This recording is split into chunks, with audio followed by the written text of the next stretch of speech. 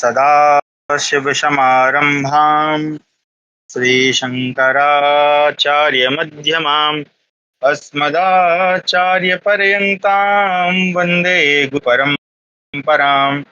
ध्येयं सदा परिभवग्नमभीष्टदोहं तीर्थास्पदं शिवविरिञ्चिनुतं शरण्यं वृत्यार्थिहं प्रणतपालभवाब्धिपोतं वन्दे महापुरुषते चरणारविन्दम्।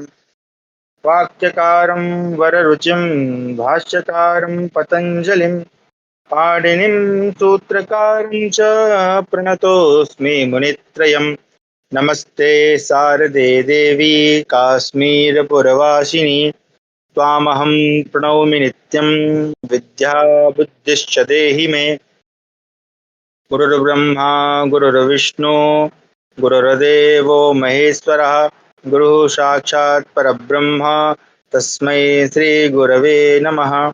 आप सभी का स्वागत है आज की हमारी संस्कृत अध्ययन की कक्षा में। इसके पूर्व की कक्षा में हमने उपसर्ग और अव्ययों के विषय में जानकारी प्राप्त की, अध्ययन किया। उसमें यथासंभव जितने अव्यय हो सकते थे मैंने बताने का एक कक्षा में प्रयास किया। साथ ही कि अगर कोई अव्यय ऐसा है जो कि स्वरांत है तो उसमें संधि इत्यादि भी हो जाती है और हमने उनका वाक्यों में प्रयोग भी देखा।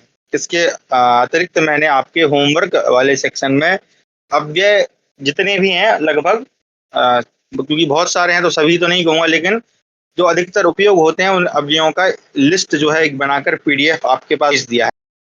तो मैं आशा करता हूँ आप उनको बारंबार अभ्यास करेंगे। अब क्योंकि उन पे और अधिक समय लगाने का कोई अर्थ नहीं है। ये जैसे जैसे अव्यय हमारे ग्रंथों में या हमारे जब संस्कृत कक्षा कर रहे हैं अगर आएंगे तो आपको मैं बताते रहूंगा, लेकिन आप लोग भी उनको पढ़ते रहें, साथ में उनका हिंदी सहित अर्थ भी याद करें। ठीक है। आज की कक्षा आरंभ करने से पूर्व अभी मैं ये चैटिंग पढ़ रहा था तो एक निवेदन है आपसे। ये कोई वनकोर सैंडविच, अब ये पता नहीं, जो भी बंधु हैं अगर आपके परिचित हैं तो इनको निवेदन करें कि इस तरह के प्रश्न जो है आप यहाँ ना करें विद्यार्थी चैट में। ठीक है, इनका हालांकि उत्तर दिया जा सकता है लेकिन करने से मतलब नहीं। फिर उसके बाद रानू रोज जी का क्वेश्चन था, शब्द रूप तैयार कैसे करना है, लाइक कॉपी में लिखना है या किसी प्रत्यय उपसर्ग जोड़ना है।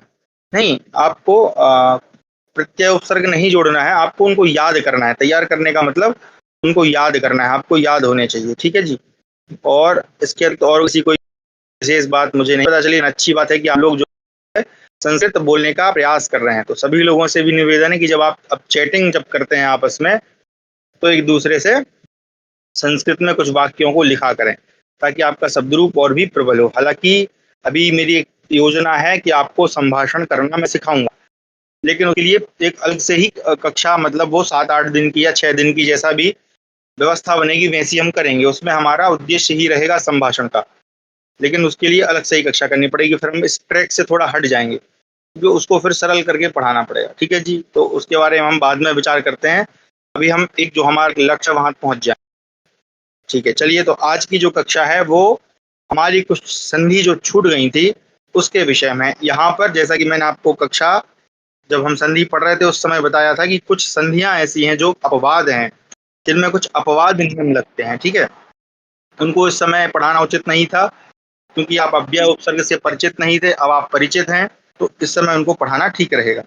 तो कुछ अपवाद नियम है। अब अपवाद नियम देखिए, क्षमा करें, ये जो सूत्र हैं पाणिनि जी के सूत्र हैं, इनको पाणिनि जी 4 प्रकार से उनको बांटते हैं। ठीक है, वो आप सर्च कर लीजिएगा कौन कौन से। ठीक है, उसमें एक है, एक सेकंड रुकिएगा। हाँ, उसमें है, अरे भाई चल क्यों नहीं रहा, अच्छा सॉरी, क्षमा करें, मैंने इसको पेन की बैटरी को चेंज नहीं किया। 1 सेकंड का टाइम दीजिएगा जब तक आप लोग जो देखिए, अच्छे विद्यार्थी का कार्य ये होता है जब हम कक्षा में आते हैं तो अगर शिक्षक थोड़ा व्यस्त है तो उस समय जो पढ़ा है उस पर वो नजर मार लेता है, क्योंकि कभी भी कुछ भी पूछा जा सकता है। ठीक है, तो हमने जो है एक होता है अधिकार सूत्र। ठीक है, एक सेकंड इसको जूम कर लेते हैं ताकि अच्छे से दिखाई दे। अब मिटा के लिखता हूँ। हाँ, एक होता है अधिकार सूत्र। ठीक है, मुझे एक अभी मस्तिष्क में तुरंत नाम नहीं आ रहा है। एक होता है अपवाद, है ना, अपवाद, अपवाद। चार या पांच प्रकार से संभवतः बांटते हैं, वो शायद पाणिनि जी बांटते हैं या महाभाष्य में पतंजलि जी बांटते हैं, ये मुझे देखना पड़ेगा ना। अभी दो ही जिसका काम है वो तो मैं बता रहा हूँ, अगर आपको पढ़ना है तो आप सर्च कर लीजिएगा, ठीक है। तो अधिकार और अपवाद। अधिकार क्या होता है, जैसे मान लीजिए उदाहरण के लिए हम देखते हैं कि कोई व्यक्ति है ना, कोई एक व्यक्ति है, उसकी ये जमीन है जिस पर उसका क्या है, अधिकार है। अब क्या होता है कि एक बहुत बड़ा बाहुबली कोई आता है, ठीक है, इससे बड़ा बना देता हूं मैं, मेरी पेंटिंग थोड़ी अच्छी नहीं है। ये क्या करता है, ये कहता है कि भैया नहीं, ये इतनी जमीन जो है ना ये मेरी है और तुमसे जो बन सकता है कर लो। अब ये जो है सब जगह जाके प्रार्थना करता है, लेकिन ये बाहुबली तो बाहुबली है, ये ना नेताओं से डरता है ना किसी से डरता है, तो एक प्रकार से इसका जो है यहाँ पर क्या हो जाता है, कब्जा हो जाता है, ठीक है। तो कहने का मतलब ये हुआ कि यहाँ अधिकार तो किसी और का था, लेकिन अपवाद ने आकर उस अधिकार को उसको नष्ट कर दिया। अब क्या होता है कि कुछ कुछ समय ये परेशान होता है, लेकिन अंततः फिर इसको एक ऐसा व्यक्ति मिल जाता है जो इसको परास्त कर देता है।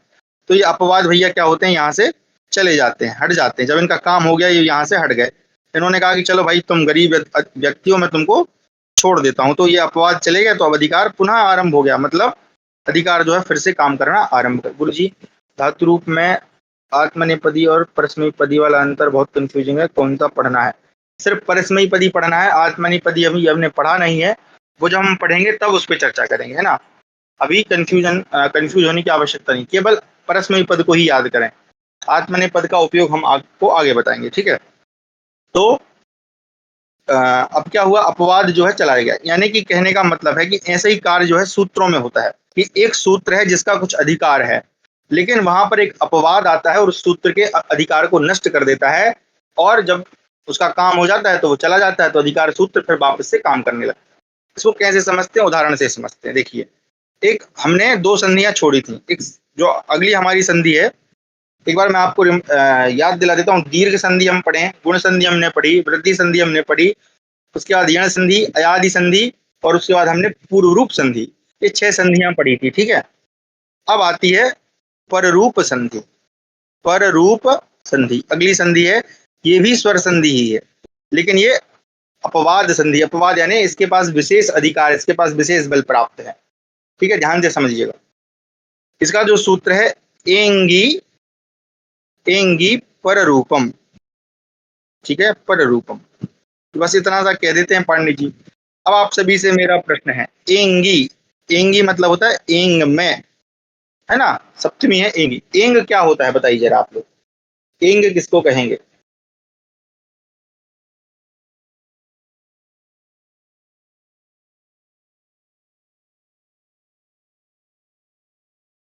हाँ जी, कोई बात नहीं। एंग यानी क्या, एंग, मैंने बोला था अच्छे विद्यार्थी को क्या होते हैं, एक बार नजर मार लेते जो पढ़ा है ना, क्योंकि प्रश्न कभी भी पूछा प्रश्न कभी भी, जी बना। ए और ओ, बहुत सुंदर, बहुत बढ़िया, यहाँ गरुण जी ने भी लिख दिया। हाँ, प्रत्यय नहीं पूछ रहे थे, एंग मतलब क्या, एंग मतलब ए और ओ, बहुत बढ़िया। चलिए, सभी को धन्यवाद जिन्होंने उत्तर दिया।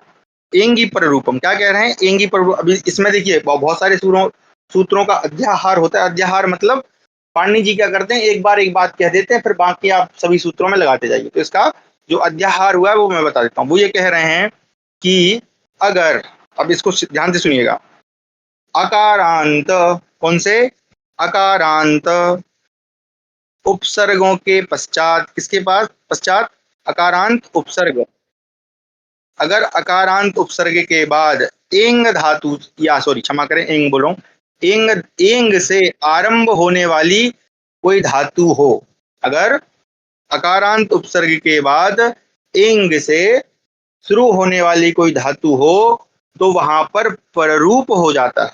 क्या हो जाता है, पररूप। ये नियम मैंने पहले बताया, ठीक है। क्या बताया, अकारांत उपसर्ग होना चाहिए, उपसर्ग कैसा होना चाहिए, अकारांत होना चाहिए, और अगर उसके बाद कोई भी ए अथवा ओ से आरंभ होने वाली कोई धातु है, तो उस पर क्या हो जाता है, पररूप हो जाता है। पहले हम ए और ओ से शुरू होने वाले धातु में देखते हैं। देखो, धातु बहुत सारी हैं, हमको सबको याद करने की आवश्यकता भी नहीं है, लेकिन जहां जहां जैसी जैसी आती जाती है उनको आप याद करते जाइए, इनको ध्यान में रखते जाइएगा। तो यहाँ पर जो धातु है ए से आरंभ होने वाली है, एज, इसमें आत्मनेपद में बनता है एजते, आत्मनेपद लट लकार। अभी आया वही था आत्मनेपद, ठीक है, ये नित्य आत्मनेपदी है। एक बार मैंने आपको बताया था आत्मनेपद और परस्मयी पद में अंतर है ना, तो थोड़ा सा परिचय दिया था। तो कुछ धातुएं ऐसी होती हैं जो परस्मयी पद होती हैं और कुछ होती हैं आत्मनेपद, ठीक है, आत्मनेपद। और कुछ ऐसी होती हैं जो उभय पद होती हैं, उभय पद यानी दोनों हो जाती हैं, आत्मनेपद भी और परस्मयी पद भी। तो ये जो एज धातु है ये केवल आत्मनेपद ही होती है ना, ये परस्मयी पद नहीं होती है, ठीक है। चलिए, तो अभी जब आत्मनेपद पढ़ेंगे तब आपको बताएंगे एजते। उसी तरह से एक धातु है ओष। अब इनके अर्थ क्या है आप लोग सर्च करिएगा खुद ही। ओष से लट लकार में बनता है ओषति, ओषति, ठीक है जी। अब इनके अर्थ क्या है, किस प्रकार से इनका काम है, ये आप कहाँ सर्च करेंगे आपको पता है, अष्टाध्यायी.com में आप वहां एज लिखेंगे या एजते भी लिख देंगे तो भी आपको बता देगा कि कौन सी धातु है ना। और इसका अर्थ क्या है वो आप लोग स्वयं खोजिएगा, मैं नहीं बताऊंगा आपको ना, क्योंकि आपको अब रास्ता दिखा दिया है, रास्ते पे चलना आपको स्वयं है। तो जो एजते धातु है, यानी धातु एजते नहीं है, क्षमा करें, जो एजते रूप है ये ए से आरंभ हो रहा है, और ओषति रूप है ये किससे आरंभ हो रहा है, ओ से आरंभ हो रहा है। अब क्या कह रहे हैं कि इनके आगे अगर क्या हो, अकारांत उपसर्ग हो। अब आप सभी से मेरा प्रश्न है, बताइए जरा कौन कौन से अकारांत उपसर्ग हैं, उपसर्ग आप पढ़ चुके हैं और 22 आपको याद होने चाहिए, है ना। प्र, परा, अप, अव, है ना, 4 तो हो गए, और एक आध दो थे क्या, प्रा, परा, अप, अव, हाँ, और प्रा, परा, अप, सम, अव, सॉरी, प्रा, परा, अप, सम, अनु, अव, निस, निर, दुस, दुर, वी, यांग, नी, अधि, अपि, अति, सु, उद, अभि, प्रति, परि, उप। उप भी होता है ना, एक उप होता है, ये 5 है ना। चलिए, बहुत बढ़िया। तो इस प्रकार से आपको याद करना है। तो इसी, ये सभी क्या है, अकारांत उपसर्ग हैं। अब हमारा देखो नियम में पहले इसलिए बता रहा हूँ क्योंकि आपको पहले दीर्घ इत्यादि संधि पढ़ा चुके हैं। तो क्या कह रहे हैं कि यहाँ पर क्या हो, उपसर्ग हो जो अकारांत हो, है ना। उसी तरह से यहाँ पर भी उपसर्ग हो अकारांत हो। तो ये दोनों अकारांत उपसर्ग हैं, प्रा भी अकारांत है और उप भी अकारांत। अकारांत कैसे, क्योंकि इनके अंत में अकार है। अब क्या कह रहे हैं कि यहाँ पर क्या होना चाहिए, पर रूप होना चाहिए। लेकिन उसके पूर्व आप सभी से मेरा प्रश्न है, क्योंकि आपने संधि पढ़ी है, अगर आप अपवाद नियम को छोड़ें तो आप ये बताइए कि सामान्य नियम से यहाँ कौन सी संधि होगी, यहाँ पर प्रा है और यहाँ पर एजते है, क्या बनना चाहिए जरा बताएं। उसी तरह से उप प्लस औषधि, औषधि क्या बनना चाहिए, आप लोग सामान्य नियम से बना के दिखाएं। नहीं, पूरा पूरा शब्द ही लिखें, क्या बनेगा। बाकी लोग भी अगर आप टाइपिंग नहीं कर पाते हैं कोई बात नहीं, लेकिन कॉपी में जरूर लिखें आपके, है ना।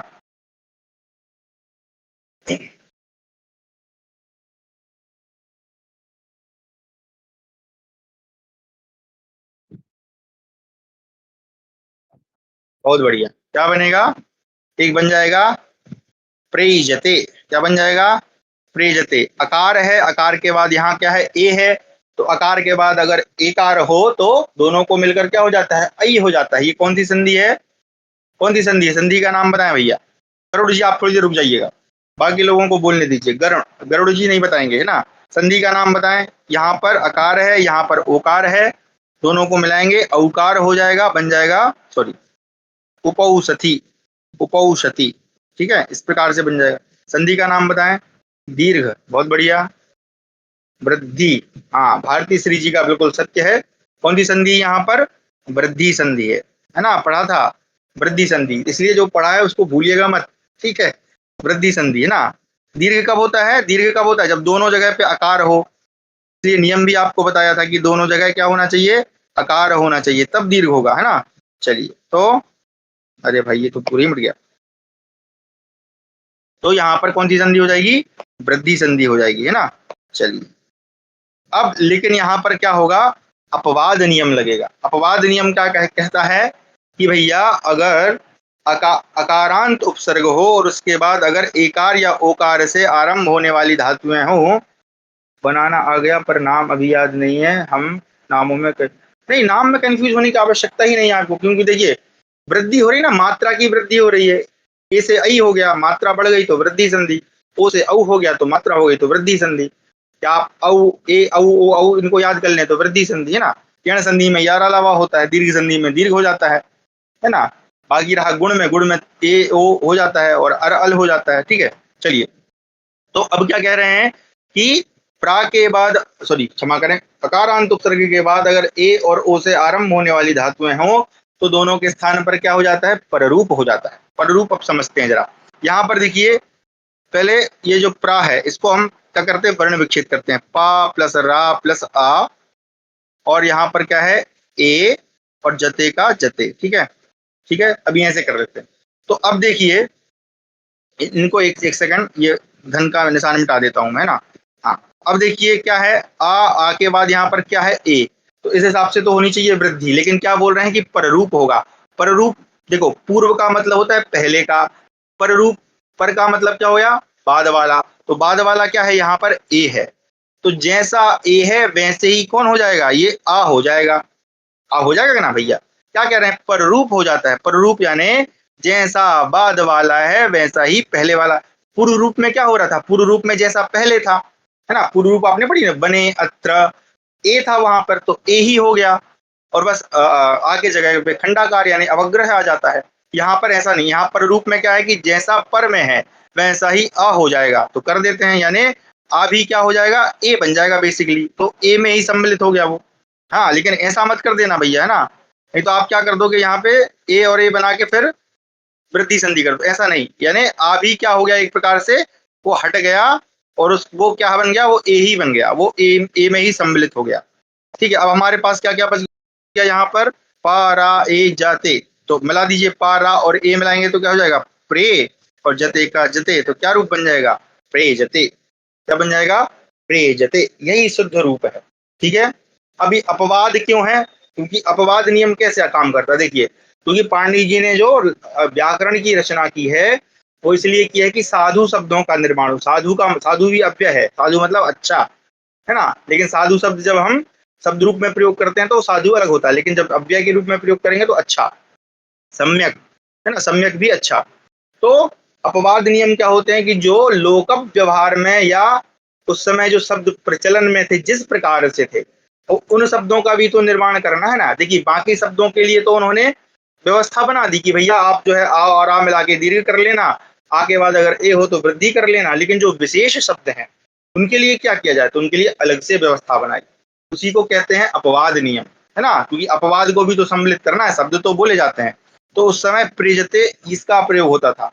तो यहाँ पर अगर आपसे कोई पूछे कि प्रेजते में उपसर्ग कौन सा है, तो उपसर्ग है प्रा, लेकिन आप कहेंगे गुरु जी यहाँ तो ए लगा है, ए क्यों लगा है, क्योंकि ये अपवाद है ना, पररूप हो गया है, इसी को पररूप संधि कहते हैं, जैसा बाद में था वैसा ही हो गया, है ना, नियम सारे वही हैं, बस किसका अपवाद हो गया, ये किसका अपवाद है, ये वृद्धि का अपवाद है, क्योंकि यहाँ पर सामान्य नियम के हिसाब से कौन सी संधि होनी थी, वृद्धि संधि होनी थी, लेकिन वृद्धि की जगह पे क्या हो गया, पररूप हो गया, इसलिए पररूप किसका अपवाद है, वृद्धि संधि का।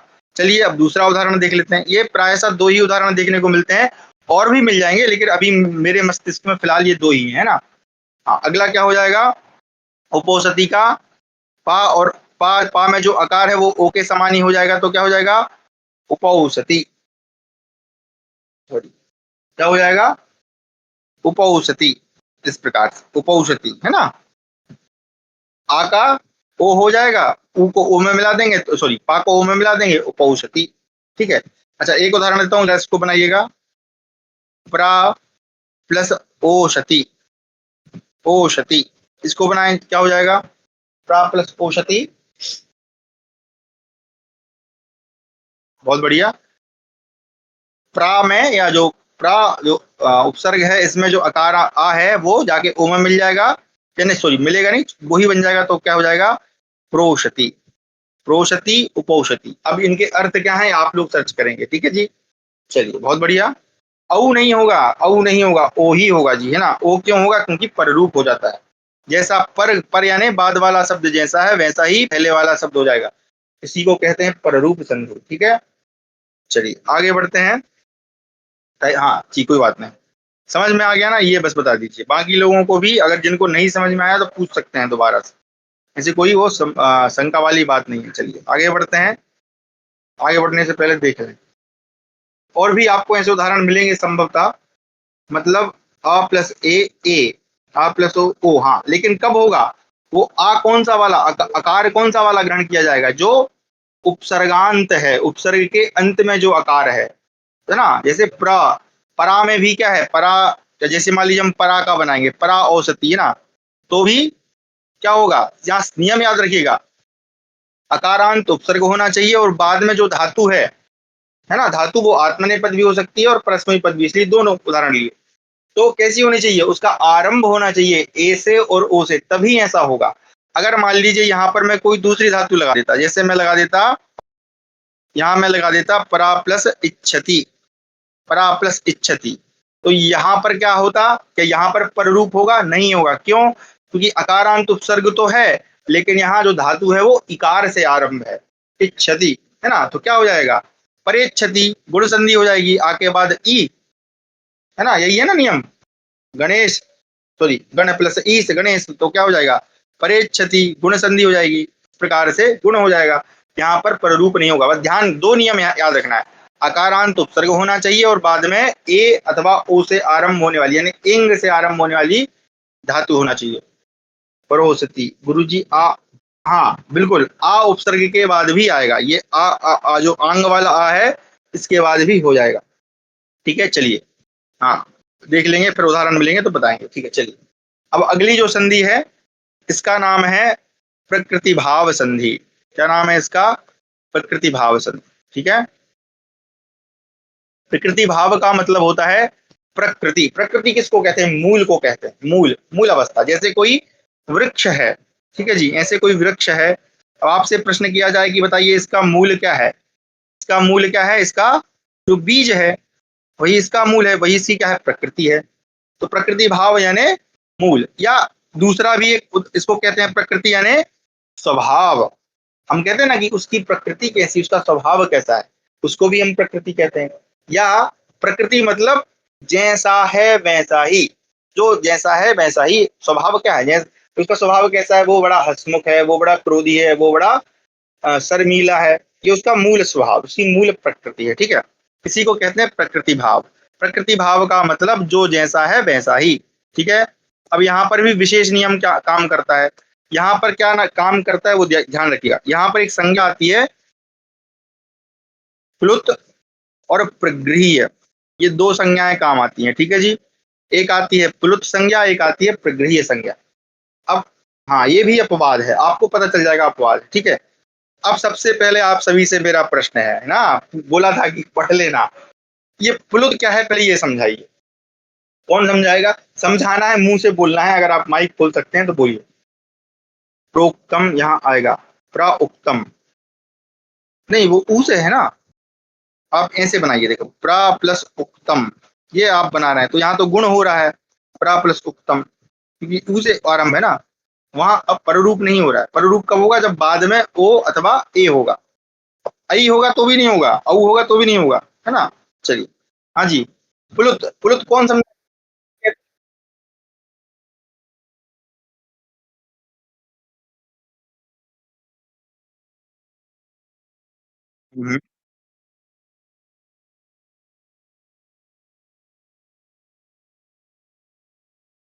बहुत बढ़िया।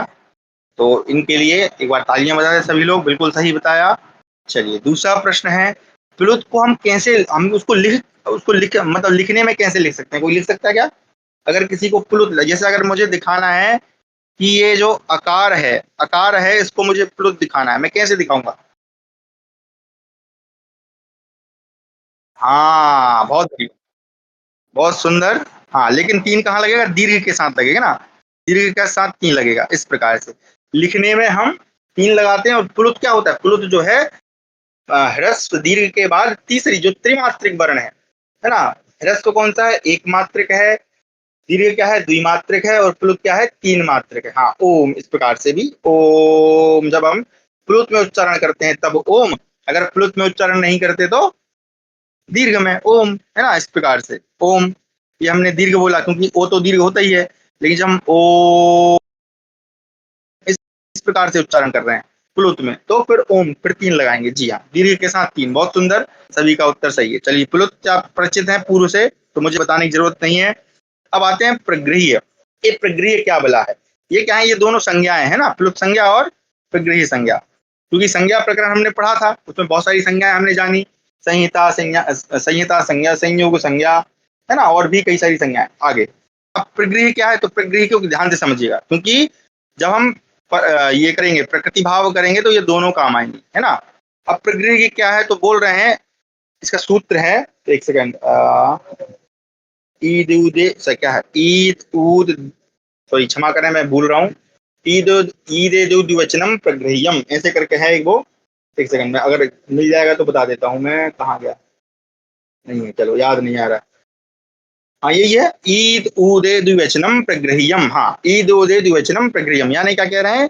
ईत मतलब इकार, सॉरी, हाँ सॉरी, ईत मतलब ईकार दीर्घ इकार, ऊत मतलब दीर्घ उकार, द्विवचनम, द्विवचनम यानी द्विवचन, द्विवचनम प्रगृह्यम। क्या क्या बोल रहे हैं? पाणिनि जी सूत्र है, ईदे द्विवचनम प्रगृह्यम, है ना। देखो सूत्र याद करने में बड़ा फायदा होता है, सूत्र से हमको फटाक से याद आ जाता है। तो क्या कह रहे हैं?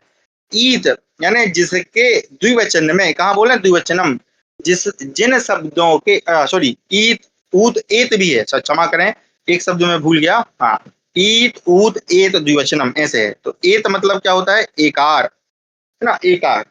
तो ईत ऊत एकार द्विवचनम, द्विवचनम यानी द्विवचन में हो, तो उसको ही कहते हैं प्रगृह्य। यानी कि कहने का मतलब क्या हुआ कि ऐसे शब्द या ऐसे पद कहना चाहिए मुझे, ऐसे पद जिनके द्विवचन में क्या हो? दीर्घ ई हो, दीर्घ ऊ हो या एकार हो, उन सभी शब्दों की कौन सी संज्ञा होगी?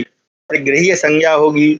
अब जरा आप लोग होमवर्क सेक्शन में जाएं, और वहां पर मैंने सभी शब्द रूपों की लिस्ट भेजी है, उसको 3 फोटो हैं, उसमें जरा देख के बताएं कौन कौन से शब्द हैं। केवल एक शब्द बता दीजिएगा जिसके द्विवचन में दीर्घ ई है, दीर्घ ऊ है और दीर्घ, सॉरी दीर्घ नहीं, हाँ ये दीर्घ ही है, समझ लीजिए ए है द्विवचन में। ध्यान रखिएगा, अगर आपको शब्द रूप याद है तो आप डायरेक्ट बता सकते हैं, जिसको याद है वो बता भी देगा।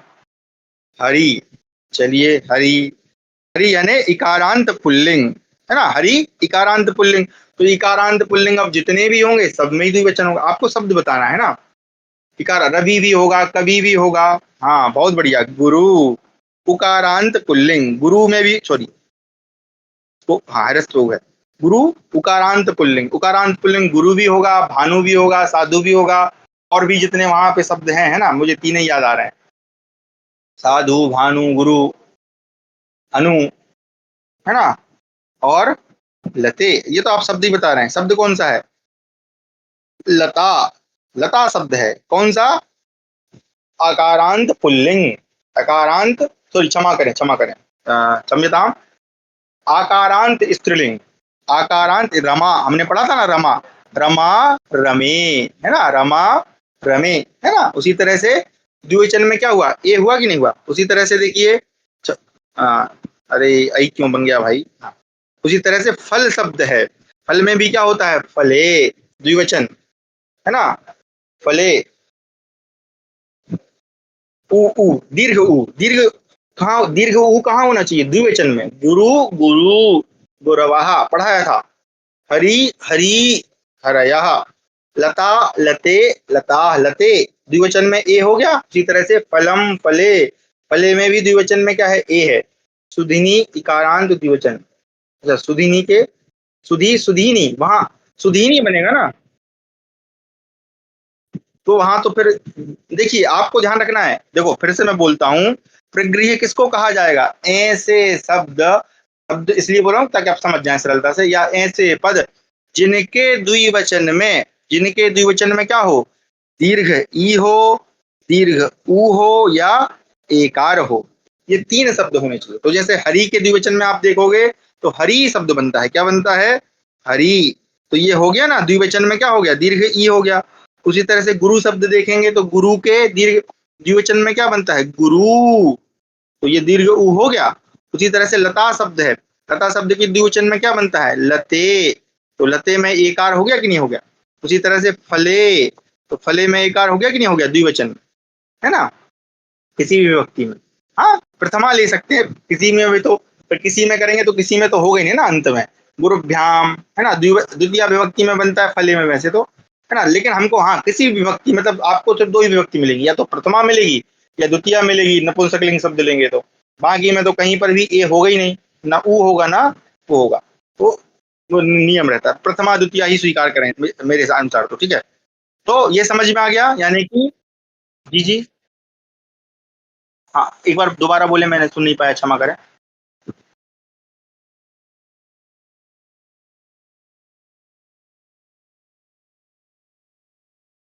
हाँ ले सकते हैं लेकिन आएगा नहीं, यही तो बात है। हाँ अब उसी तरह से देखिए मति शब्द है, मति, आप ये लोग भूल गए, लता तो आपने याद कर लिया, उसी तरह से कौन सा शब्द है मति, क्या बनता है, मति क्या है, इकारांत स्त्रीलिंग है, तो इकारांत स्त्रीलिंग मति, मति मतयः बनेगा ना, मति मति मतयः, ये भी तो द्विवचन में ईकार है ना, तो ऐसे आपको ध्यान रखना है, ठीक है जी। द्विवचन में इकार इकार होना चाहिए, इकार उकार इकार, इनमें से कोई भी एक हो सकता है, ठीक है। तो इन्हीं को क्या कहेंगे, प्रगृह्य कहेंगे, क्या कहेंगे जी, प्रगृह्य कहेंगे, ठीक है, समझ गए आप। चलिए अब इन सबको हम थोड़ा सा मिटा देते हैं। तो अब हम जो संधि पढ़ रहे थे, चलिए भैया, प्रकृति भाव, प्रकृति भाव में प्रकृति भाव कब होगा, जब या तो प्लुत वर्ण हो, प्लुत वर्ण यानी दीर्घ के साथ तीन हो, है ना, लिखने में, बाकी बोलने में तो आप जानते ही हैं, उसी तरह से, या फिर प्रगृह्य शब्द हो, क्या हो, शब्द जो है कैसा हो, प्रगृह्यवाची हो, प्रगृह्यवाची जैसे हरि, है ना, उसी तरह से गुरु या साधु, या उसी तरह से लते, या फिर मती, और भी आप ढूंढेंगे तो आपको मिल जाएंगे संभवतः, ठीक है। चलिए सुधीनी, हाँ अभी क्षमा करें क्षमा करें, ये जो भ्राता थे, हाँ अभी मुझे स्मरण आया, अभी जो वो सुधीनी अंत जी बोल रहे थे, सुधीनी, हाँ बहुत बढ़िया, सुधीनी इकारांत द्विवचन है, ये भी नपुंसक लिंगवाची है, इसमें भी मधु सॉरी इकारांत नपुंसक लिंगवाची, वारी वारिणी वारिणी वारिणी शब्द बनेगा वहां, सुधीनी बनेगा, सही कह रहे हैं, ठीक है, लेकिन वो नपुंसक लिंगवाची, मैं कंफ्यूज इसलिए हो गया क्योंकि मैं समझा ये स्त्रीलिंग की बात कर रहा हूँ, ओके, तो हाँ सुधीनी, धन्यवाद। जैसे गौ प्रथमा द्विवचन गाई नहीं, गौ शब्द में गावो, गो गावो गावो बनता है द्विवचन में, गो गावो गावा, गावो बनता है, तो वहां तो औकारांत हो गया है ना, अंत में होना चाहिए ई, तो गो शब्द में, गो शब्द केवल एकमात्र ओकारांत शब्द है, गोमन है ना, गोमत, अरे गोमत बन जाता है। चलिए आगे तो ये हो गया, अब इनको उदाहरण से समझते हैं प्रकृति भाव है क्या। चलिए जैसे कि हरि शब्द को ही लेता हूँ, क्या कह रहे हैं, हरि प्लस एतौ, हरि प्लस एतौ, ठीक है, ये आप ये एतौ क्या है, ये क्रिया ये समझे कि आप धातु पद है, या आप कुछ भी समझ लें इसको, ठीक है। हाँ तो क्या कह रहे हैं, अब इसको जरा एक बार आप संधि बना के दिखाएं, क्या बनेगा, आप लोग जरा बनाए, कौन सी संधि होगी यहाँ पर,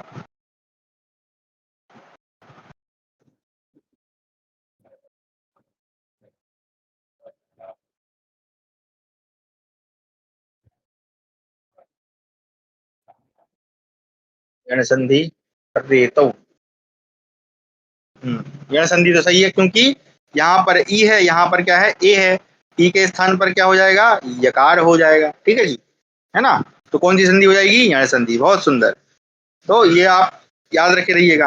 अब लेकिन क्या कह रहे हैं कि यहाँ यण संधि नहीं होगी, क्यों, क्योंकि यहाँ हर ये ऐसे बन जाएगा ना, हर ये या हर ये ए लग जाएगा, क्योंकि ए है ना, या में ए लग जाएगा, हर ये बन जाएगा, तो एक अब क्या कह रहे हैं कि भैया ये जो है ना यण संधि तो हो रही है, लेकिन नहीं, यहाँ पर क्या होना चाहिए, प्रकृति भाव होना चाहिए, क्यों होना चाहिए, क्योंकि ये जो पहला पद है ना हरि, ये क्या है, ये प्रगृह्य है, और जहां पर भी प्रगृह्य होगा तो प्रगृह्य है ना, अब इसका नियम बताता हूं आपको कि प्रगृह्य वाचक शब्द या प्लुत शब्द हो, इनके बाद में अगर कोई भी क्या हो, अच हो, क्योंकि अच मतलब स्वर, स्वर संधि पढ़ रहे हैं ना, तो यहाँ पर भी स्वर होगा, यहाँ पर भी स्वर होगा, इसलिए क्या बोला, ईकारांत उकारांत एकारांत, तो ये तीनों स्वर हैं, अगर अच हो तो क्या हो जाता है, प्रकृति भाव हो जाता है, प्रकृति भाव मतलब कोई भी परिवर्तन नहीं होता, जैसा है वैसा ही रहता है। तो हरि का रहेगा हरि,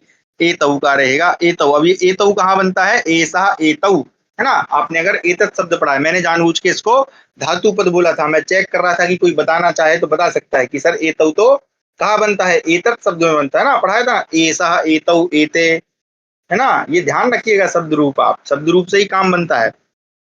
एतत् शब्द आपको पढ़ा है, एतत् का मतलब होता है यह, इसका पुल्लिंग बनता है ऐसा एतऊ एते, स्त्रीलिंग बनता है ऐसा एते एताः, वहां भी। और फिर नपुंसकलिंग बनता है एतत् एते एतानि। तो हरि एतौ, तो यानी कोई भी परिवर्तन नहीं होता, जैसा है वैसा ही रहता है। ठीक है जी।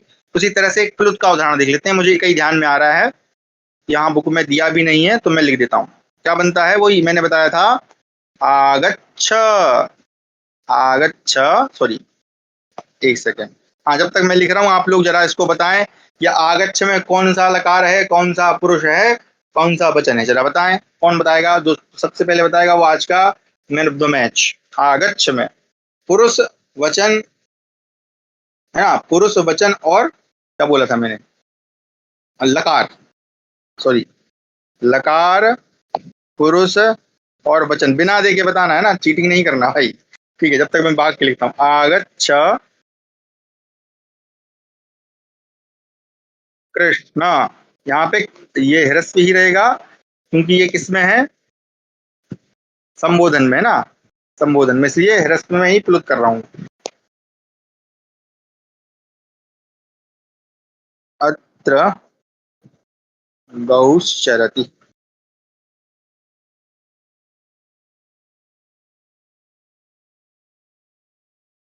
Lung past I don't know, past को क्या बोलते हैं, लंग लकार बोलते हैं, पास्ट यानी भूतकाल। अरे हाँ, अरे आपने वो मुझे भेजा था, क्षमा करें मैं देख नहीं पाया, आजकल विद्यालय में थोड़ा अधिक कार्य है, तो मैं इसको जब जैसे ही समय मिलता है मैं आपको बताता हूँ ना। अभी थोड़ा सा हमारे यहाँ थोड़ी समस्याएं चल रही, लट लकार मध्यम पुरुष एक वचन, बहुत बढ़िया। मतलब आप लोग, ये अच्छी बात है कि गलत भले ही बता रहे हैं लेकिन ईमानदारी से बता रहे हैं। अंश जी, आप ईमानदारी से बताइएगा कि आपने गूगल किया था या आपने बताया था स्वयं से। अगर आपने स्वयं से बताया है तो आपके लिए तालियां, अन्यथा अगर गूगल किया है तो फिर गड़बड़ काम है भाई। क्योंकि अंश जी का, हाँ अंश जी का सही है, लोट लकार मध्यम पुरुष एक वचन। चलिए, हाँ बहुत बढ़िया, बहुत सुंदर। कहाँ बनेगा, याद करिए, पठतु पठताम पठंतु, पठ, पठ बनता है ना, वैसे ही आगच्छतु आगच्छताम, आगच्छ, सॉरी मैं ही भूल गया, पठे पठेताम पठे हाँ, सॉरी पठतु पठताम पठंतु, आगच्छतु आगच्छताम आगच्छन्तु, आगच्छ, आगच्छ लोट लकार है, गम धातु से बनेगा, हाँ बहुत बढ़िया, गम धातु में अ उपसर्ग लगा देंगे, है ना। तो गम मतलब जाना, और आ लगाने से आना हो गया, तो आगच्छ, कह रहे हैं आओ, आज्ञा दे रहे हैं, आओ, किसको बोल रहे हैं, कृष्ण को। अब हमको पता है कृष्ण उनके सामने है, क्यों सामने है, क्योंकि मध्यम पुरुष है। तो आगच्छ कृष्ण, यहाँ पे मैंने 3 लिख दिया, तो आप देखो संबोधन में, इसलिए यहाँ पे ह्रस्व लिखा है ना, यहाँ पर क्या लिखा है, ह्रस्व लिखा है। ऐसे मत समझिएगा कि दीर्घ क्यों नहीं है, क्योंकि प्लुत जो है प्रायशः दीर्घ के साथ ही लिखा जाता है, लेकिन यहाँ चूंकि संबोधन में संबोधित कर रहे हैं, थोड़ा सा दूर है, कह रहे हैं आगच्छ कृष्ण अत्र गौश्चरति। अब यहाँ ध्यान से देखें, ये 3 जो है केवल किसको रिप्रेजेंट कर रहा है, प्लुत को, है ना। ऐसे में थोड़ा सा नीचे बना देता हूँ।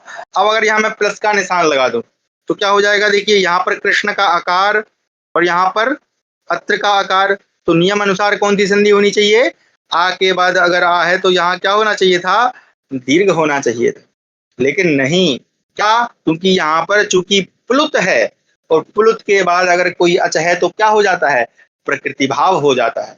तो प्रकृति भाव होने के कारण ये जैसा है वैसा ही रहेगा, इसमें कोई परिवर्तन नहीं होगा।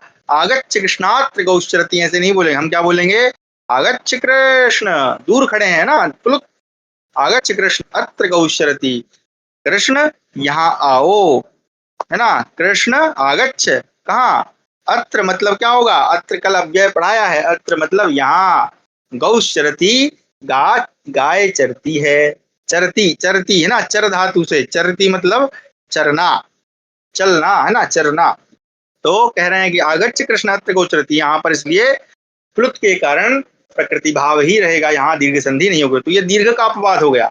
तो यहाँ आपको क्या समझना है, ऐसा जरूरी नहीं कि केवल यण का ही अपवाद हो, दूसरी संधि का भी अपवाद हो जाता है। ये प्रकृति भाव जो है और भी संधियों का अपवाद होता है। दूसरे उदाहरण से समझते हैं, ठीक है। चलिए अब दूसरा उदाहरण देता हूं। गंगे, गंगे प्लस अमू। अमू जो है ये अदस शब्द में बनता है ना, ये अदस शब्द भी यह को ही डिनोट करता है। डिनोट मतलब उसको बताता है कि अदस का मतलब भी देखो, एक तो होता है एतत् शब्द, ठीक है, या आप तत् शब्द कर लें, तत् हालांकि वह होता है। एक होता है अदस शब्द। अदस, ये एतत् जो है तकारांत है, अदस क्या है, सकारांत है। किसी अदस शब्द में अमु बनता है। आप लोग क्या, अब मैं आपको गूगल नहीं कहूंगा, आप अष्टाध्यायी करिएगा, वहां आपको मिल जाएगा अमु। तो अमु शब्द भी कहाँ बनता है, द्विवचन में। नहीं, अमुम अमु नहीं, भूल गया, अयम अमु अमुना, भूल गया, क्षमा करें। हाँ, वही अदस शब्द में बनता है, इतना याद है, मैं भी कुछ भूल गया, देखूंगा। तो देखिए क्या कह रहे हैं, गंगे प्लस अमु। अमु का मतलब यह है, इस प्रकार से समझे। एक बार एक मिनट रुकिएगा, देख ही लेता हूँ ना भैया, काहे गलत बताऊं, है ना। एक मिनट, है ना, जब तक आप लोग भी देखें, या फिर जब तक आपकी संधि बनाए क्या बनेगी, है ना, तब तक मैं देखता हूँ अमु। मैं भी भूल गया, बहुत दिन से नहीं पढ़ा, क्योंकि अदर शब्द का प्रयोग मतलब आज की हम अब इस समय नहीं करते हैं, हमारे उसमें है अमु। अदर शब्द सकारांत पुल्लिंग में आता है, द्वितीय द्विवचन है। हाँ, असौ अमु अमी अमुम अमु अमून ऐसे बनते हैं ना। तो अदर शब्द के द्विवचन में बनता है, असौ अमु अमी अमुम अमु अमून, सकारांत पुल्लिंग में बनता है। फिर स्त्रीलिंग में भी बनता है और नपुंसकलिंग, दोनों में, तीनों में बनता है।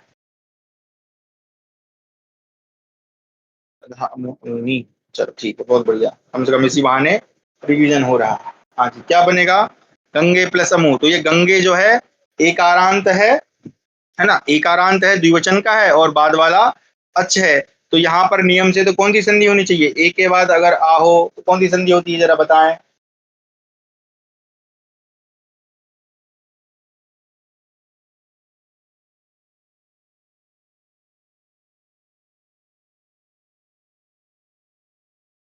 अयादि, है ना। लेकिन अच्छा, अयादि तो होती, ठीक है, लेकिन अगर मान लीजिए अयादि कब होती है, जब अपद होता है। तो गंगे तो अपद नहीं है ना, गंगे तो पद है भाई। हाँ अपद है, हाँ अपद, जब अपद होगा तभी ना अयादि होगी। अपद नहीं है, गंगे तो शब्द है ना, पद गंगा गंगे, गंगा गंगे गंगा, हाँ गंगम गंगे, सॉरी, गंगाम गंगे गंगा। हाँ, क्या बनेगा, अरे हाँ प्रकृति भाव हो जाएगा ना भैया, गंगे मुंह ऐसे बनेगा। सॉरी, प्रकृति भाव बोलो, क्षमा करें। क्या हो जाएगा वो, अरे भूलिया, पूर्व रूप संधि हो जाएगी। कौन सी संधि हो जाएगी, पूर्व रूप हो जाएगी, क्योंकि ये पद है और यहाँ पे पूर्व रूप हो जाएगा। लेकिन नहीं, अब ये चूंकि क्या है, एकार है और द्विवचन का एकार है, इसलिए क्या करेगा ये, इस पद को बाध देगा, है ना। तो क्या हो जाएगा, प्रकृति भाव। प्रकृति भाव मतलब जैसा है वैसे ही, गंगे का गंगे रहेगा, अमू का अमू रहेगा, यानी यह गंगा, यह दो गंगा, एक्चुअली गंगे द्विवचन है और अमू भी द्विवचन है, तो यह दो गंगा, गंगे अमू, यह दो गंगा, है ना, इस प्रकार से गंगे अमू। हाँ बहुत बढ़िया, चलिए आगे बढ़ते हैं। अब ये आप लोग जरा इसको बताइएगा कौन सी संधि होगी यहाँ पे। पहले जो सामान्य नियम, अरे भाई रस तो नहीं करना है, मिटा ही दो ना, मिट जाओ सर। हाँ, द्विवचन करना है, विष्णु इमौ, विष्णु इमौ। इमौ ये इदम शब्द है, इदम का मतलब भी यह होता है ना, इदम, सॉरी, यहाँ बनेगा अयम इमौ, अयम इमौ इमा, या अयम इमौ इमे, ऐसे कुछ बनता है, भूल गया मैं। अब काउंटर मार रहा है, यहाँ इमौ का मतलब भी होता है यह है, ये इदम शब्द है ना, इदम का मतलब भी होता है, ये सब संस्कृत के ही शब्द हैं, शब्द रूप हैं ये सारे, है ना, इदम, विष्णु इमौ। हाँ विष्णु इमौ तो ठीक है, ये तो प्रकृति भाव हो गया, यानी जैसा है वैसा ही रहेगा। लेकिन यहाँ नॉर्मल कौन सी संधि होगी, वो बताना है आपको, नॉर्मल कौन सी संधि होगी वो बताइए। विष्णु प्लस इमौ, पुकार के बाद ई है।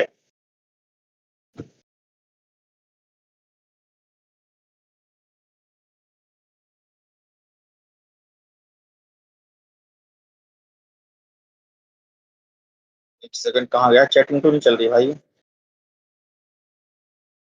अरे भैया चल जाओ, यहाँ संधि ठीक है, कौन सी संधि, कौन सी संधि हो जाएगी? यण संधि। क्यों होगी?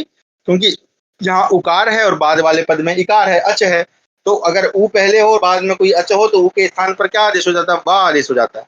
ठीक है जी। तो यहाँ पर वैसे तो कौन सी संधि होनी चाहिए? यण है, लेकिन ये चूंकि विष्णु जो पद है ये कहाँ बनेगा? जैसे गुरु गुरु, उसी तरह सॉरी गुरु गुरु, उसी तरह से विष्णु विष्णु, तो यहाँ क्या हो जाएगा? प्रकृति भाव हो जाएगा। तो क्या रहेगा? विष्णु इमऊ का विष्णु इमऊ, ये इस प्रकार से आपका सॉरी प्लस नहीं लगेगा, हाँ विष्णु इमऊ का विष्णु इमऊ। ठीक है, तो इस प्रकार से ये प्रकृति भाव है। बस आपको ध्यान रखना है कि जहां पर टीका, अरे मैंने फिर गलत लिख दिया, हाँ यहाँ पर विष्णु इमऊ, इस प्रकार से विष्णु इमऊ का विष्णु। बस आपको ध्यान ये रखना है कि अगर कहीं पर ऐसा लिखा हो कि अब आपको दिख रहे हैं दोनों शब्द, क्योंकि देखो दोनों साथ में रहेंगे, दोनों साथ में क्यों रहेंगे? क्योंकि तभी ना संधि होगी। तो आपको अगर दिखे कि भाई यहाँ दीर्घ ऊ है और यहाँ पर ई है, यहाँ तो संधि होनी थी, संधि क्यों नहीं हुई? तो आप ध्यान रखिएगा कि यहाँ क्या हो गया? प्रकृति भाव हो गया। विष्णु तो रहस्य है, विष्णु तो रहस्य तो है, ये पता नहीं क्या लिखना चाहते हैं। विष्णु दीर्घ ऊ उसमें बन जाएगा द्विवचन में, है ना। चलिए अब और भी अपवाद नियमों को जानते हैं, क्योंकि समय भी फिर हो रहा है ना। तो ये प्रकृति भाव, ये पररूप, पररूप में दो ही उदाहरण याद थे वही बता दिए, और मिल जाएंगे आपको, तीन बता दिए प्रकृति भाव में, और भी ऐसे पचेते इमऊ गंगे इमऊ, है ना, इस प्रकार से और भी सर्च करिएगा मिल जाएंगे। अब आते हैं कुछ और अपवाद नियम में, वार्तिक नियम, है ना, अपवाद या वार्तिक, वार्तिक यानी अलग से। तो देखिए एक सूत्र आता है अक्षादोहिन्याम उपसंख्यानम, यानी कि क्या है? ये एक अलग से शब्द है और ये शब्द से आप परिचित हैं। क्या कह रहे हैं? अक्ष, सीधे सीधे नियम बता रहा हूं, ठीक है, ये आप लिखते जाएं कॉपी में, ताकि आपको अगर कहीं शब्द समझ में आए तो आपसे बनना चाहिए। अक्ष प्लस ऊहिनी, अक्ष प्लस ऊहिनी, ठीक है, अक्ष प्लस ऊहिनी। हाँ जी, जरा आप लोग सामान्य नियम से संधि बनाए, कौन सी बनेगी संधि? बनाए कौन सी, कौन से उससे बनेगी संधि? सामान्य संधि बनाए पहले, अक्ष प्लस ऊहिनी। हाँ गलत बनाए, मतलब गलत बनाने को ही बोल रहा हूँ, सही नहीं बनाने को बोलो।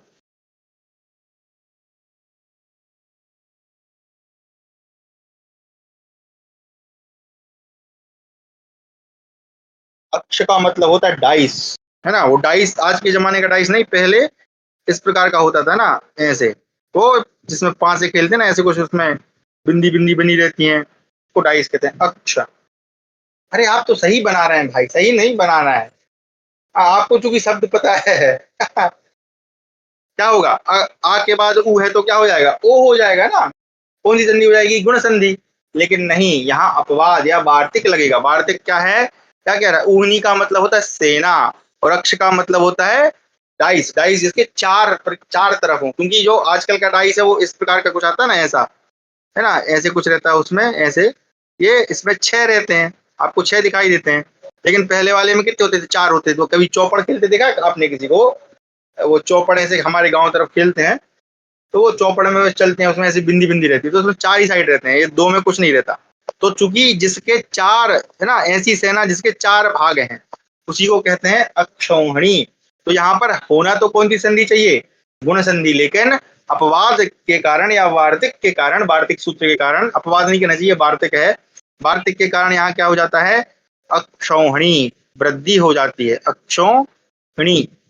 और यहाँ पे अब क्या है? देखिए अक्षौहिणी में नकार को नकार क्यों हो गया? क्योंकि जो क्षा है, हाँ जी, क्षा में क्या मिला हुआ है? शकार।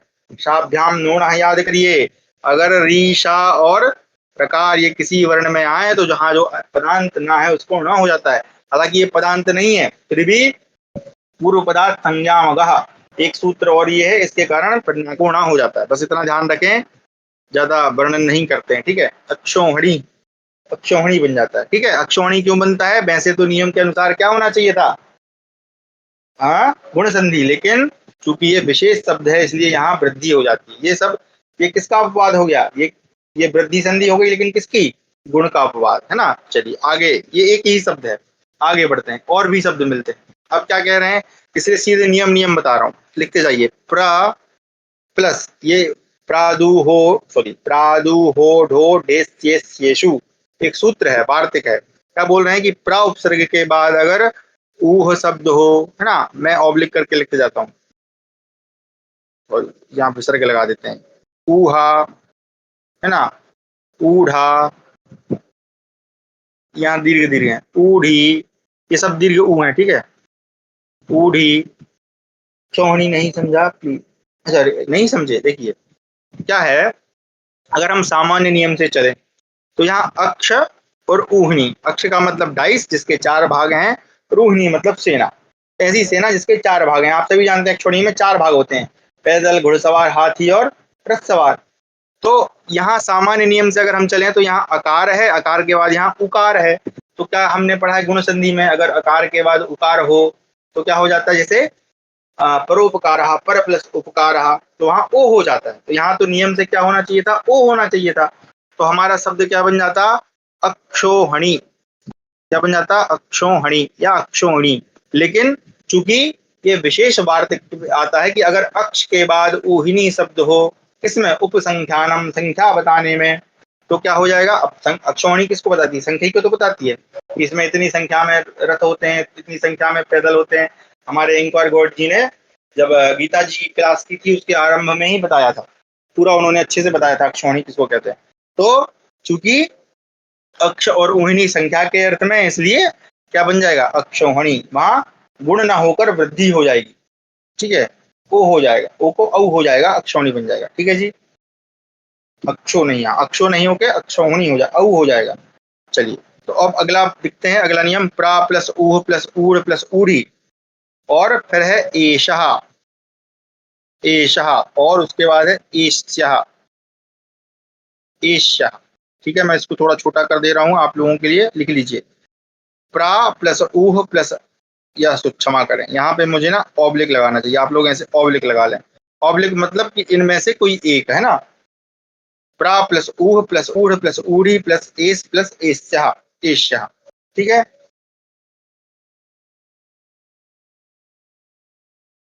ठीक है, लिख लिया होगा मैं आशा करता हूँ। अगर हम देखें, फिर से मैं एक के साथ ही बता देता हूँ, बाकी सबके साथ यही होगा।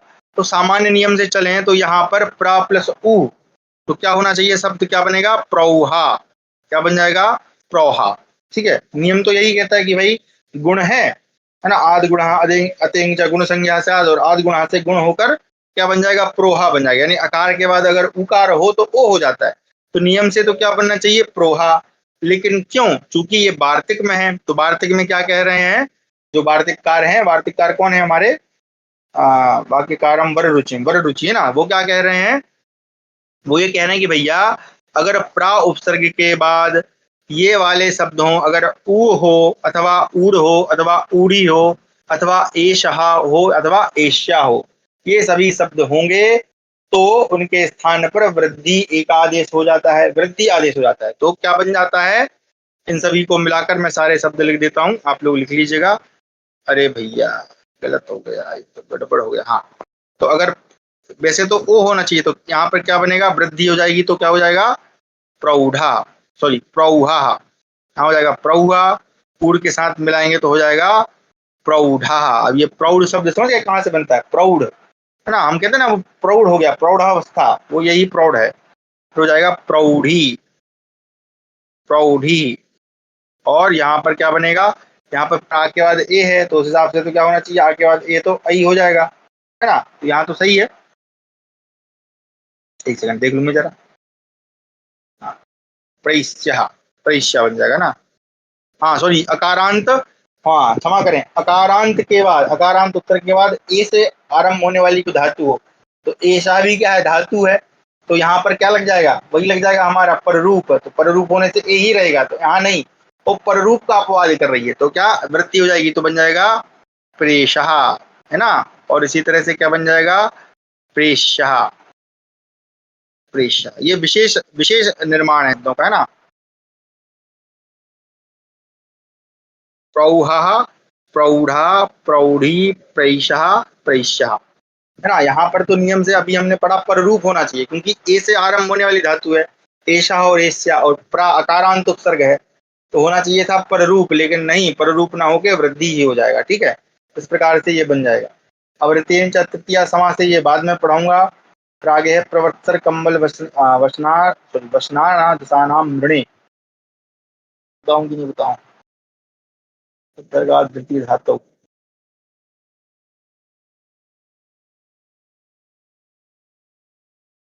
ठीक है, इसको छोड़ दीजिए। हाँ हम।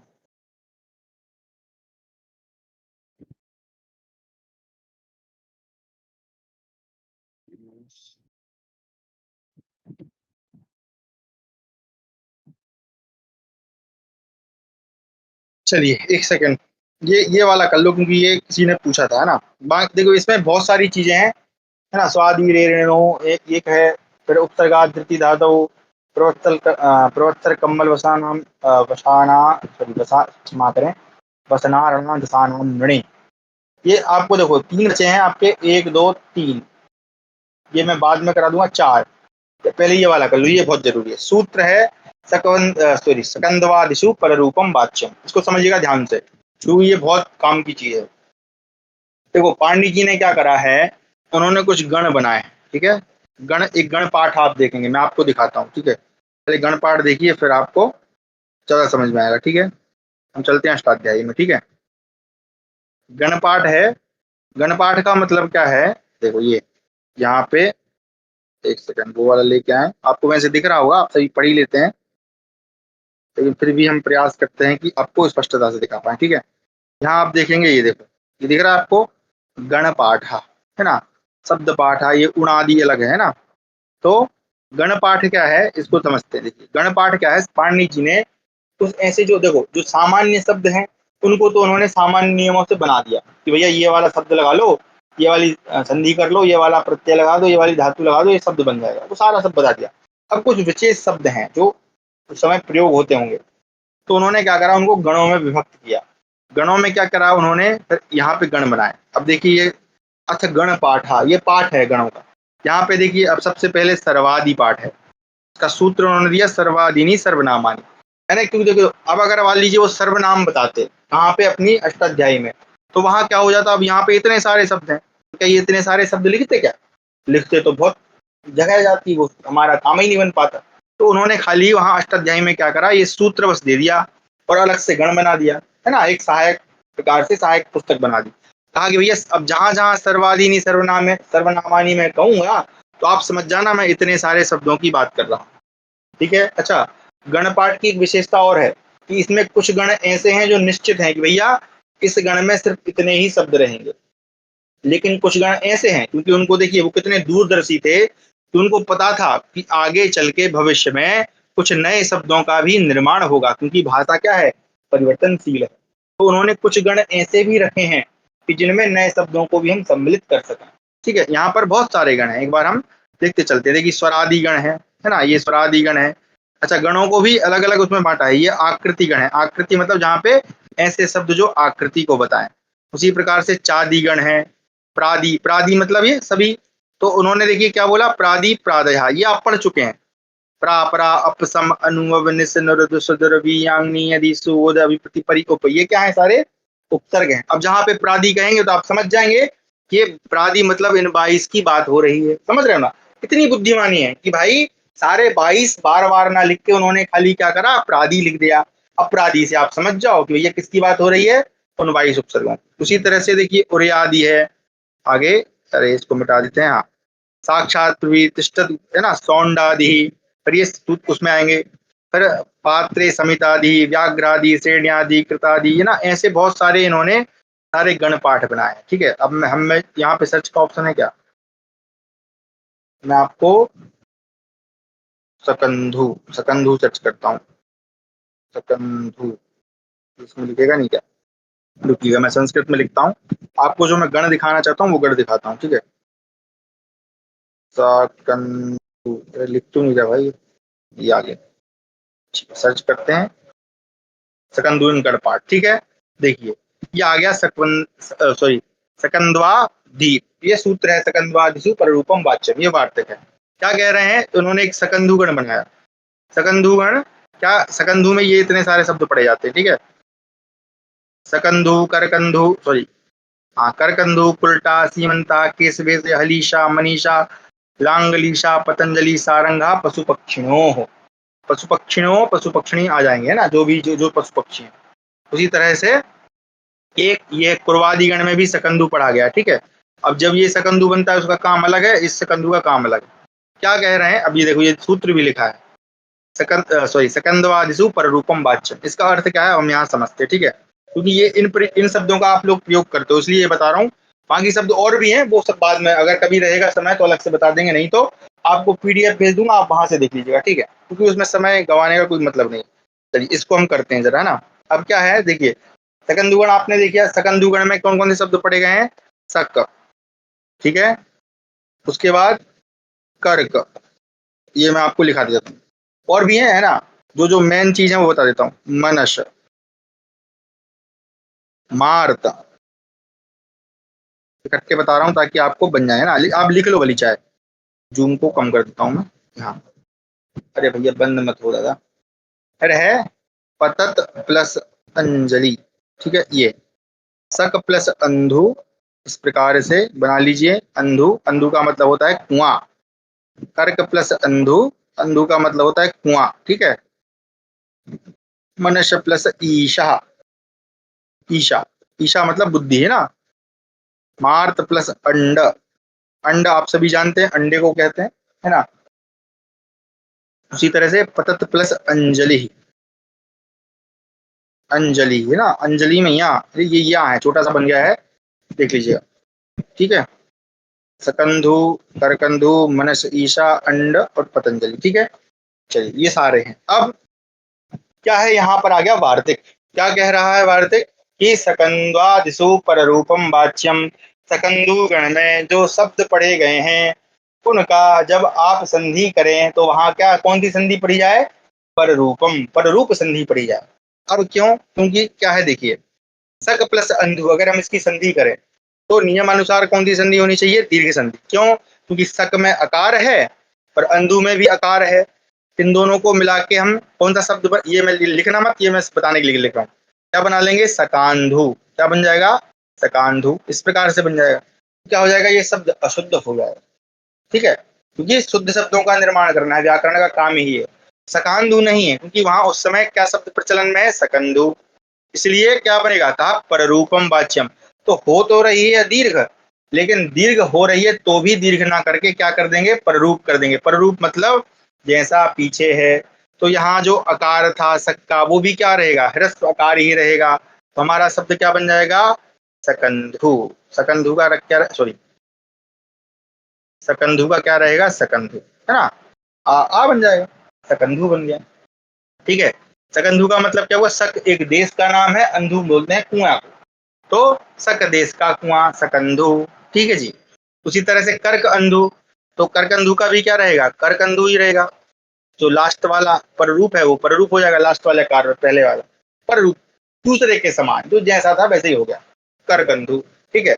अब उसी तरह से देखिए मनस प्लस ईशा, यहाँ पर थोड़ा समझने की बात है। क्या कह रहे हैं, यहाँ पे अगर हम देखें तो शकार है, अर्ध सा है ना, सा, दंती सा है, तो भैया ये तो हमने पढ़ा ही नहीं है, ये तो व्यंजन संधि है, क्यों, क्योंकि सा तो व्यंजन है ना। लेकिन इसको यहाँ क्यों पढ़ रहे हैं, स्वर में क्यों पढ़ रहे हैं, क्योंकि मनस शब्द भी, मनीषा शब्द भी वहां सकंद में पढ़ा गया। तो भले ही ये व्यंजन है, मनस, मनस में सा जो है भले ही व्यंजन है, उससे टेंशन नहीं है, लेकिन जब मनस और ईसा का जो संधि विच्छेद है वो इस प्रकार होगा, और इन सबको मिलाएंगे तो क्या होगा, माँ मन का रहेगा मन, और सा और जाके इसमें मिल जाएगा ई में, ठीक है। तो क्या हो जाएगा, देखिए इस प्रकार से, अभी एक एक करके समझाता हूँ ना। क्या बनेगा, मन सी, मनसी होगा, और क्या बचेगा, सा, ठीक है, इस प्रकार का शब्द बनेगा। तो ये तो हो गया क्या, गलत शब्द हो गया। तो ये वाला जो सकार सकार है वो क्या हो जाएगा, लोप हो जाएगा, वो हट जाएगा, वो कहीं चला जाएगा। तो केवल क्या बचेगा, यहाँ पे सा जो है वो एक्चुअली विसर्ग है, तो वो हट जाएगा, केवल बचेगा, केवल क्या बचेगा, मन और प्लस ईशा, इन सबको हम मिला लेंगे तो क्या बन जाएगा, हमारा शब्द बन जाएगा मनीषा। क्या शब्द बन जाएगा, मनीषा, ठीक है। आज ही अगर आप लोग ट्विटर चलाते हैं तो वहां पर एक बहुत अच्छे हिंदी के बहुत अच्छे कवि हैं, कवि नहीं कहना चाहिए, लेखक हैं, डॉक्टर सुरेश पंत, इनको सर्च करिएगा। इनकी आज एक पोस्ट पढ़ रहा था, उन्होंने मनीषा शब्द पे बड़ा अच्छा विवरण दिया है। एक्चुअल में हिंदी में एक शब्द हम प्रयोग करते हैं मनीष, ये पुल्लिंगवाची शब्द हो जाता है ना, मनीष, अरे भाई चलता क्यों नहीं है ये? मनीष, देखा जाए तो ये मनीष शब्द पुल्लिंगवाची है ही नहीं, मतलब हिंदी में ही होता है, संस्कृत में तो ये शब्द बनेगा ही नहीं, अशुद्ध शब्द है। एक्चुअल में सही शब्द क्या है? मनीषा, जिसकी बुद्धि किसके अनुसार है? मन के अनुसार है, उसको मनीषा कहते हैं, है ना। मूल शब्द क्या है? मनीषा। भले ही साउंड ये पुल्लिंग स्त्रीलिंग जैसे हो रहा है, मनीषा। हम कई लोग नाम भी रख देते हैं किसी के, एक लड़का हुआ एक लड़की हुई, लड़के का नाम रख दिया मनीष, लड़की का नाम रख दिया मनीषा, लेकिन सही शब्द क्या है? मनीषा। ये पुल्लिंगवाची ही शब्द है ना, मनीषा। तो इसलिए मनस प्लस ईसा मनीषा। भले ही यहाँ पे आधा सा था, उसको भूल जाइए, है ना, इस आधे सा को भूल जाइए, क्या बन जाएगा? मनीषा। इसलिए मैंने प्रक्रिया नहीं बताई आपको कैसे कैसे होता है, तो आप चाहें तो सर्च कर लीजिएगा। आगे यहाँ पर था मार्त प्लस अंड, तो यहाँ पर भी क्या होना चाहिए था? दीर्घ होना चाहिए था, लेकिन शब्द क्या बनेगा? मारतंड। मारतंड एक ऋषि भी है ना, मार्तंडेय, है ना, मार्तंड का पुत्र मार्तंडेय। और मार्तंड किसको बोलते हैं? सूर्य भगवान को। सूर्य भगवान का एक क्या नाम है? पर्यायवाची नाम है ना, मार्तंडाय नमः, मार्तंड। उसी प्रकार से पतत प्लस अंजलि, डायरेक्ट इसको मिला दीजिए, भले इतना है तो क्या हो जाएगा? पतंजलि। पतंजलि, है ना, ये ता का लोप कर देंगे, ये वाला ता इधर मिल जाएगा, बन जाएगा पतंजलि। पतंजलि, ठीक है। इस प्रकार से ये पतंजलि ही शब्द, ये ला मैंने थोड़ा गड़बड़ लिख दिया, इसको दोबारा लिख देता हूँ, पतंजलि। तो ये सारे शब्द, ये विशेष नियम है, ये सारे शब्द सकंधु करकंधु ये तो आजकल नहीं प्रयोग होते हैं। मनीषा, मार्तंड और पतंजलि ये कहाँ से बनते हैं? ये पररूप से बनते हैं ना, पररूप संधि होती है ना। इनका विच्छेद क्या है? मनस प्लस ईशा मनीषा, मन की बुद्धि। मार्तंड, मार्त के समान अंड। और पतंजलि, पतंजलि की क्या? पतत मतलब होता है गिरा, है ना, गिर गया। और अंजलि मतलब अंजलि में। तो इनकी कहानी एक मिलती है कि जो पतंजलि ऋषि हैं ये शेषनाग के अवतार हैं, है ना। भगवान जो शेष हैं, जो भगवान हमारे यहाँ कहते हैं वो पृथ्वी उठाए हुए हैं, है ना। ये पुराण की मान्यता, लेकिन ऐसा नहीं है, ठीक है। ये समझाने के लिए है कि कोई ऐसा है, ईश्वर है जो उसके भार को साध रहा है, ठीक है। और उस शेषनाग जो पृथ्वी धारण किया, उसके नीचे भगवान विष्णु है। तो ये हमारी कथा है। तो पतंजलि भगवान शेष के ही अवतार है। तो कहते हैं कि एक साधु थे जो क्या कर रहे थे? वो अपने सूर्य को अर्घ दे रहे थे नदी में बैठ के, है ना।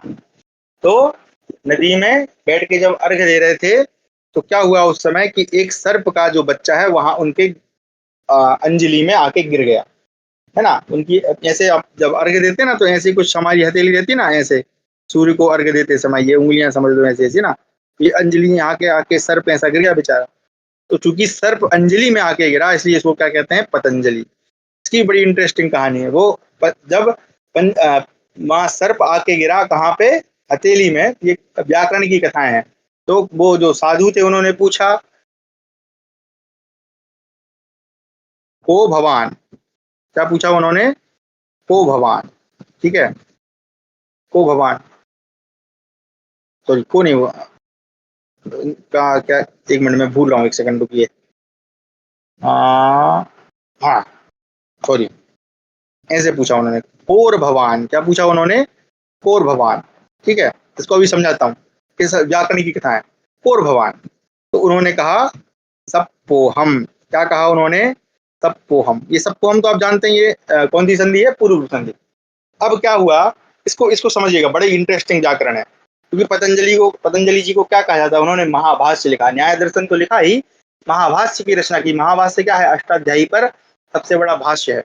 तो कोर भवान, अब देखो यहाँ पर जो कोर भवान शब्द है ना, एक्चुअल में जब संधि करेंगे तो क्या होगा? को भवान, को भवान, ठीक है।